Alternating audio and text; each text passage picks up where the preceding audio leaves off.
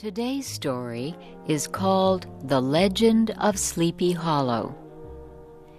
It is about something strange that happened long ago in a valley called Sleepy Hollow.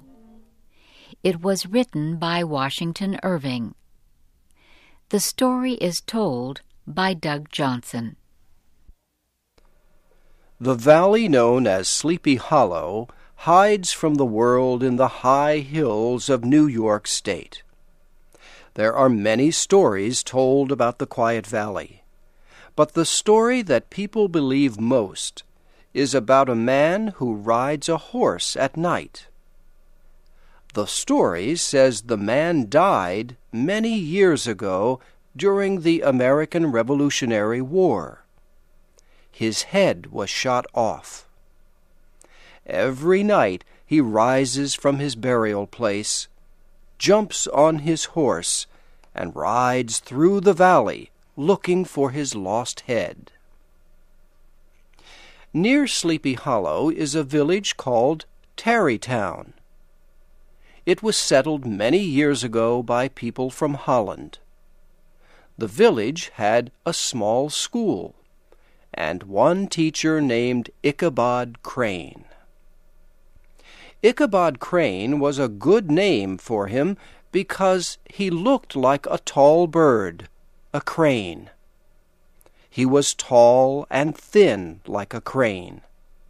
His shoulders were small, joining two long arms. His head was small, too, and flat on top. He had big ears, large, glassy green eyes, and a long nose. Ichabod did not make much money as a teacher, and although he was tall and thin, he ate like a fat man.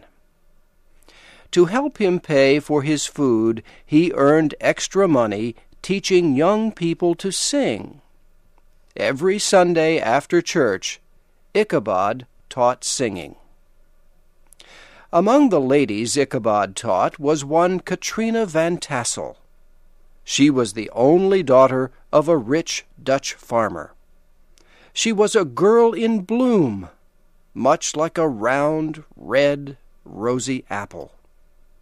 Ichabod had a soft and foolish heart for the ladies, and soon found himself interested in Miss Van Tassel. Ichabod's eyes opened wide when he saw the riches of Katrina's farm. Miles of apple trees and wheat fields, and hundreds of fat farm animals. He saw himself as master of the Van Tassel farm, with Katrina as his wife. But there were many problems blocking the road to Katrina's heart. One was a strong young man named Brom Van Brunt. Brom was a hero to all the young ladies. His shoulders were big, his back was wide, and his hair was short and curly. He always won the horse races in Tarry Town and earned many prizes. Brom was never seen without a horse. Sometimes, late at night, Brom and his friends would rush through town shouting loudly from the backs of their horses. Tired old ladies would awaken from their sleep and say, "Why, there goes Brom Van Brunt leading his wild group again." Such was the enemy Ichabod had to defeat for Katrina's heart. Stronger and wiser men would not have tried, but Ichabod had a plan. He could not fight his enemy in the open, so he did it silently and secretly. He made many visits to Katrina's farm and made her think he was helping her to sing better. Time passed, and the town people thought Ichabod was winning. Brom's horse was never seen at Katrina's house on Sunday nights anymore. One day in autumn, Ichabod was asked to come to a big party at the Van Tassel home. He dressed in his best clothes. A farmer loaned him an old horse for the long trip to the party. The house was filled with farmers and their wives, red-faced daughters, and clean, washed sons. The tables were filled with different things to eat. Wine filled many glasses. Brom van Brunt rode to the party on his fastest horse, called Daredevil. All the young ladies smiled happily when they saw him.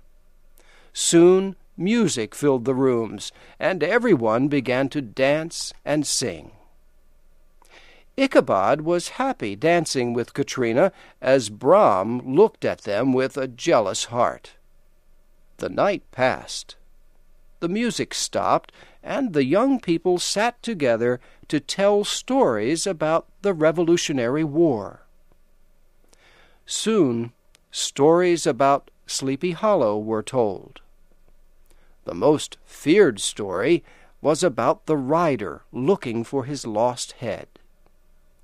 One farmer told how he raced the headless man on a horse. The farmer ran his horse faster and faster. The horsemen followed over bush and stone until they came to the end of the valley. There, the headless horseman suddenly stopped. Gone were his clothes and his skin. All that was left was a man with white bones shining in the moonlight. The stories ended, and time came to leave the party. Ichabod seemed very happy until he said good night to Katrina. Was she ending their romance? He left feeling very sad.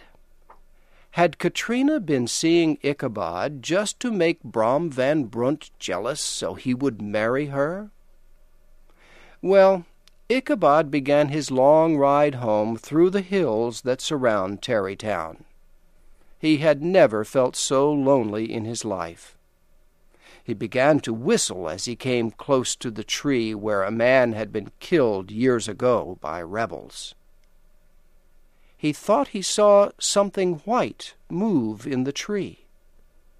But no, it was only the moonlight shining and moving on the tree. Then he heard a noise. His body shook.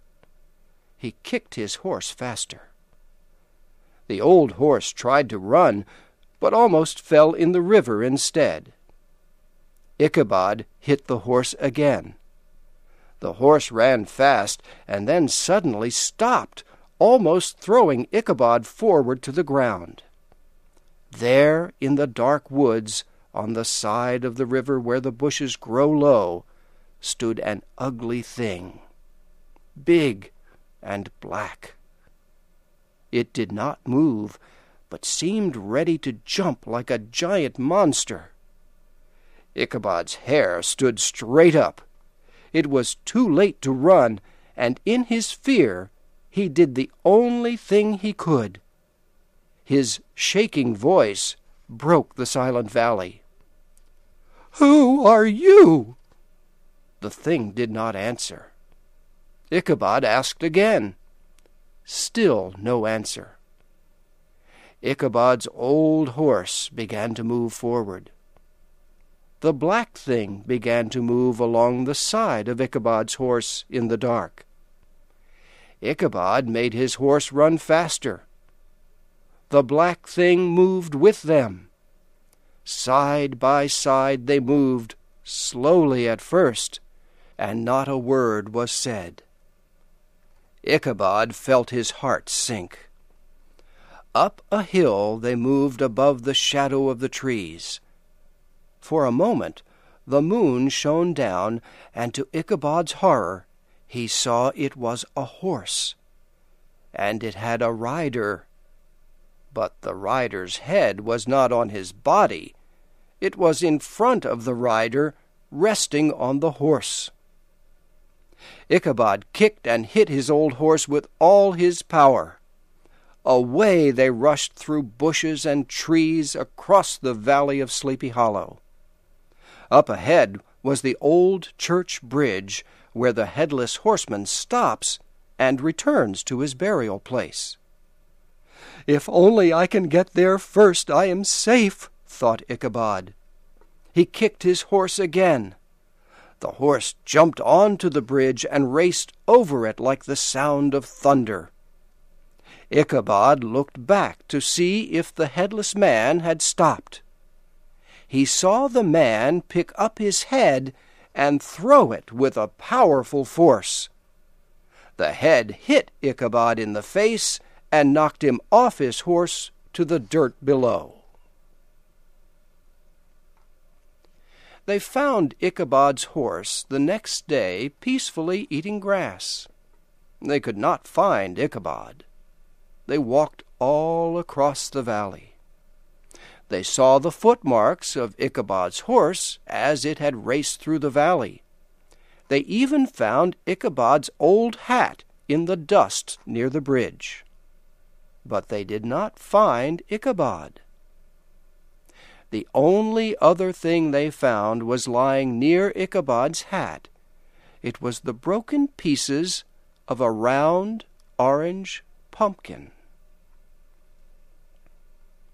The town people talked about Ichabod for many weeks. They remembered the frightening stories of the valley, and finally they came to believe that the headless horseman had carried Ichabod away. Much later, an old farmer returned from a visit to New York City. He said he was sure he saw Ichabod there. He thought Ichabod silently left Sleepy Hollow because he had lost Katrina. As for Katrina, her mother and father gave her a big wedding when she married Brom Van Brunt. Many people who went to the wedding saw that Brom smiled whenever Ichabod's name was spoken, and they wondered why he laughed out loud when anyone talked about the broken orange pumpkin found lying near Ichabod's old dusty hat.